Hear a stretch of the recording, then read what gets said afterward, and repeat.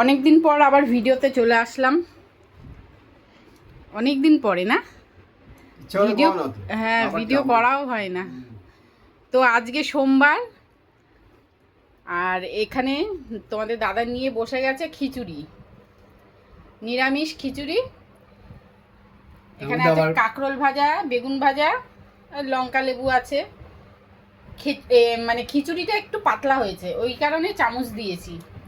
খেয়ে বলো কেমন হয়েছে। তার মধ্যে আবার বৃষ্টি হচ্ছে, ভালোই লাগছে। হ্যাঁ, তার মধ্যে আবার বাইরে বৃষ্টি, দারুণ ওয়েদার। চামচ দিতে গেলে কেন?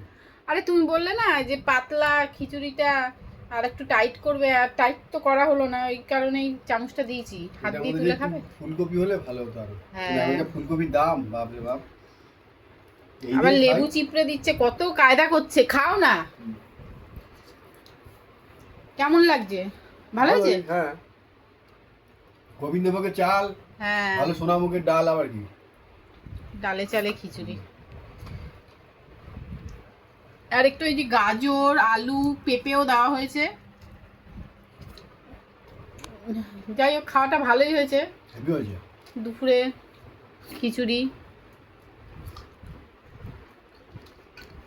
বর্ষাকালে খিচুড়ি ভালো লাগে। হ্যাঁ বন্ধুরা, তোমরা খেও বর্ষাকালে খিচুড়ি, পাঁপড় ভাজা।